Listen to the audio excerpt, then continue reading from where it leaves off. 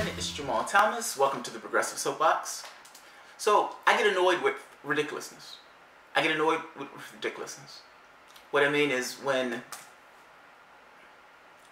like I said, I try to sit perched at the side of the world, at the edge of the world, and just look. Now, I don't necessarily have any particular political bearing other than, alright, what's taking place and how does those things affect humanity? Because understand, my bias is towards humanity, the person, the individual. I would like to see a society where the full expression of what that means, the splendidness that humanity can be, I want to see that actualized. Anything that works against that, I am against, just on principle.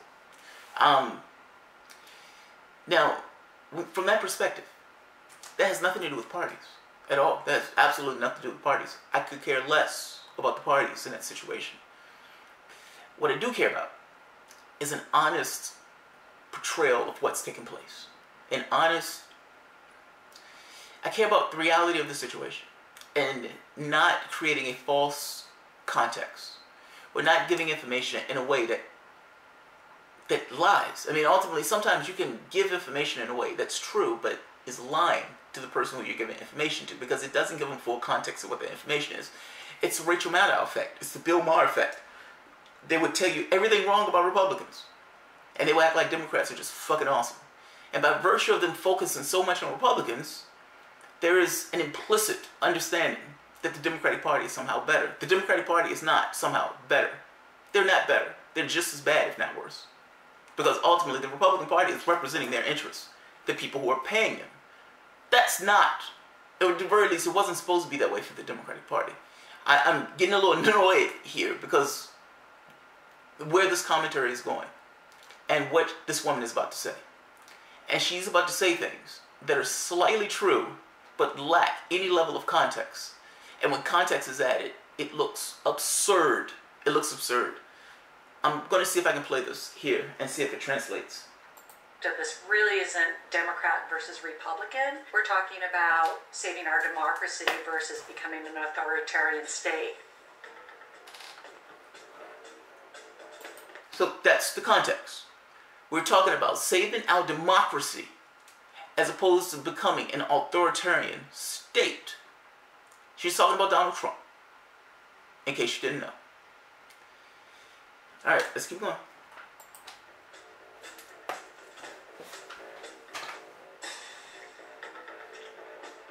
Ultimately, it's saying she just began to list every week. The rationale behind the list was for us to understand what was happening. There's so much chaos, so much volume of change that we're starting to normalize each week things that were unthinkable before November. The common threads you start to see are kleptocracy and sort of this irreverence around it, that he's always testing new boundaries to how much he can get away. Kleptocracy. Let's talk about kleptocracy. This is MoveOn.org. MoveOn.org is for the most part a Democratic thing. It's like a super PAC of sorts. I agree. Trump is a kleptocrat. I agree. Full bore agree. Unequivocally agree.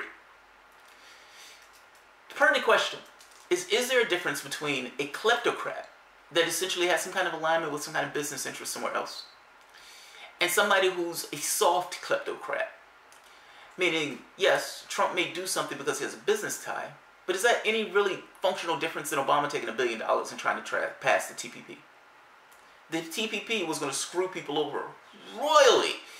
You have the indignity of the first black president working to get a country that still has slavery into the agreement and trying to change the status of that particular country because the United States is not supposed to interact with countries that have slavery. It is an amazing thing.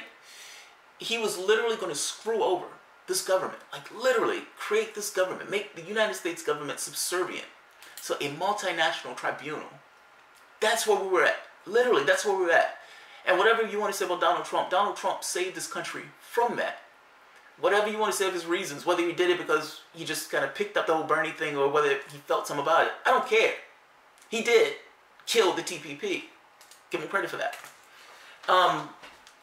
Now, if she's going to make this case about kleptocrat and all this other stuff, I have a hard time seeing the difference between Obama taking millions from Wall Street and then not prosecuting them after they wrecked the economy. What is the difference? What's the tangible difference? You're telling me that, hey, Trump took all this money from Russia and Trump is going to have some kind of business ties. But what is the fundamental difference between that and taking millions from an industry and then turning around and protecting that industry that gave you millions to get elected? How is that different? How is that different? It's like you throw these stones, and you throw these stones in ways that make it seem as if it's not the same on the other side. It is the same on the other side. The Democratic Party is just a function of, look, these parties are the same. These parties are the same. Pepsi, Coke. These parties are functionally the same. Yes, there are degrees of difference in the things that they may do on a minute level, but ultimately these parties agree on the system the way it is. They agree on the system the way it is. So whether you're choosing a Democrat, whether you're choosing a Republican, you are still choosing status quo in the system itself. Republicans are going to be more craven in the way they go about it. Those are the oligarchs who want to rape the populace.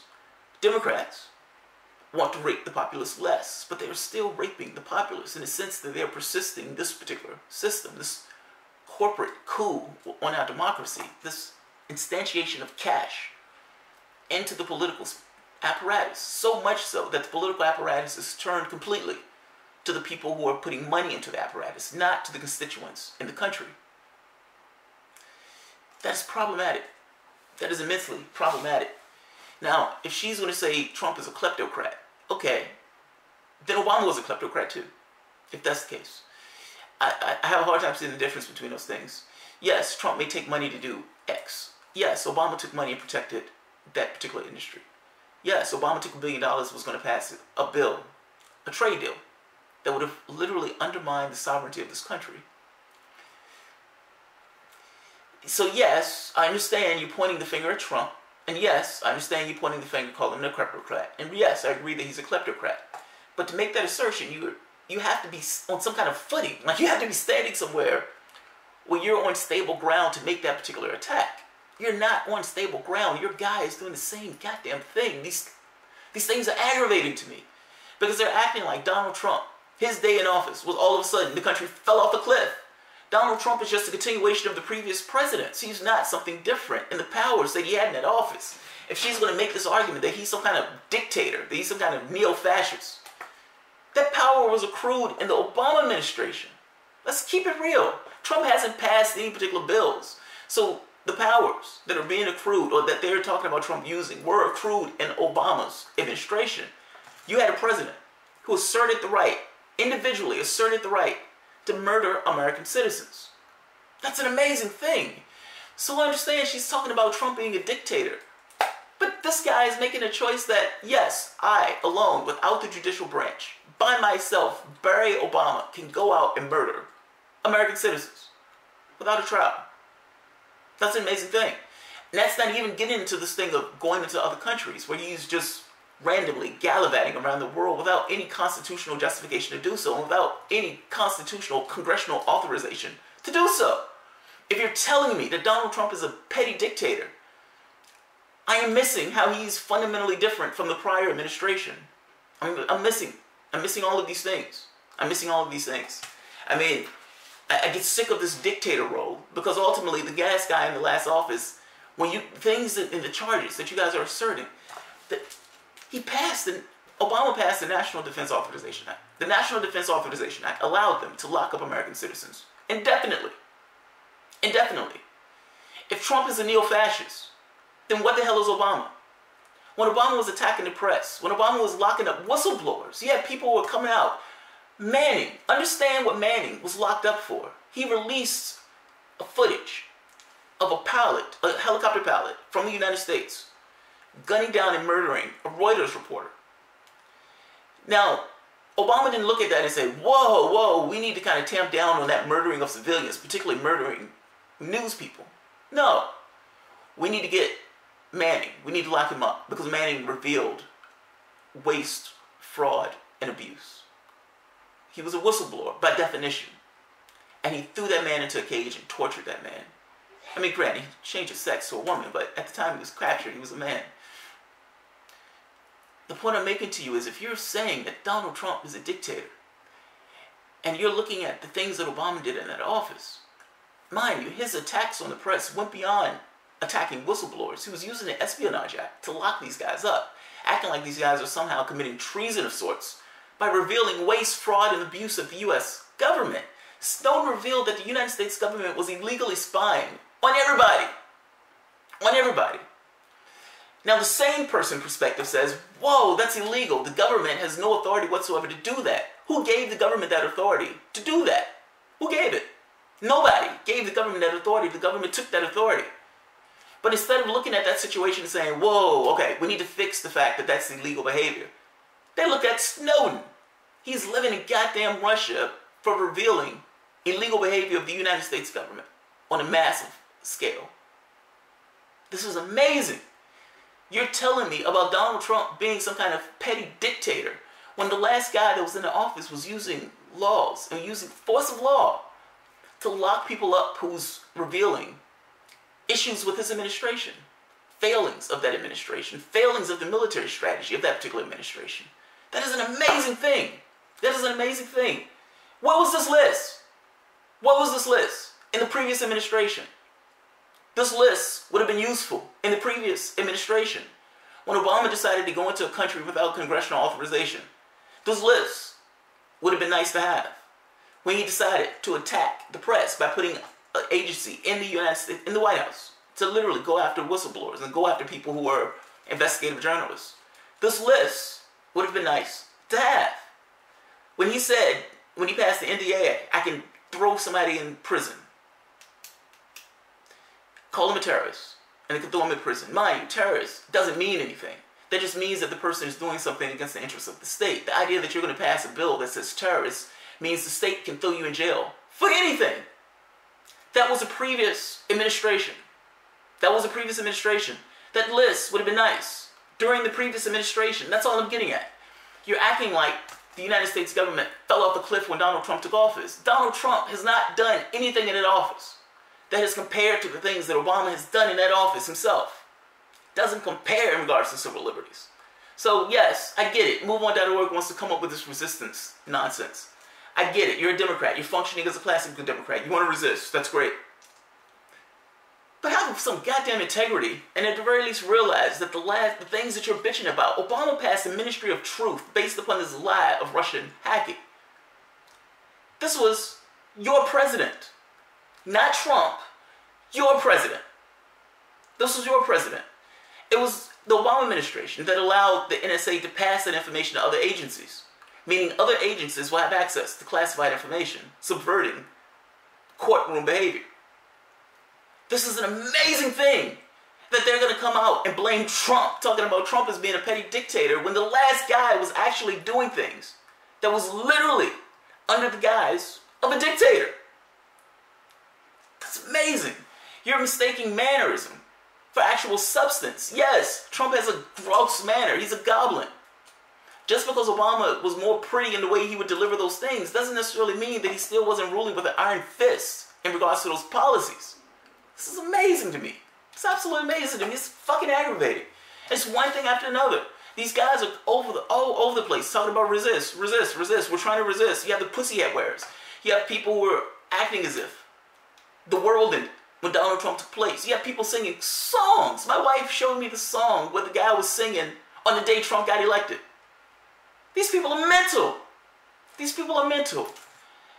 Understand the reality to which you're presented with. You're presented with that reality, and that reality hasn't substantively changed since the changing of Obama to Trump. I'm sorry, it hasn't. Yes, there have been things that have taken place that are gross and ghastly. I get it.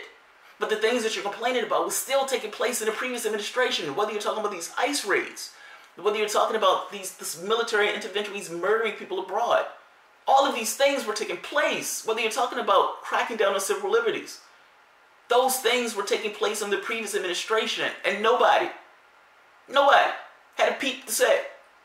Nobody had a peep to say. Yes, you have progressives saying, whoa, this guy is going beyond the pale on the whole civil liberties thing. He's supposed to be progressive. What the hell is he doing? But Democrats didn't have anything to say. This woman didn't have anything to say. She didn't create a list for the Obama administration. She created a list for the Trump administration. I would argue that she would have a hard time justifying not doing that list under the Obama administration, meaning what was the impetus for you to do it under Trump but not do it under Obama? And why, with all of the vagaries of the previous administration, did you not create that list under that administration? That's what I'm getting at. That's what I'm getting at. This seems a little biased to me. This seems a little biased to me. Because ultimately, if you're going to be honest and you're going to say, all right, we're going to function from this level of we don't like dictators, we're trying to stop dictators, you got to look at the previous administration. There's no way you can look at the Trump administration without looking at the powers that were accrued in that office in the previous administration. This is amazing to me. I'm going to show this link to her video. It's one thing after the other, but ultimately, at the end of the day, it boils down to, oh my God, Trump is going to eat your babies and Trump is going to be a dictator, but Obama, what's fucking else? It's absolutely amazing. Absolutely amazing. Alright guys, if you enjoy the content, feel free to share, subscribe, like, and you can always support the work through Patreon.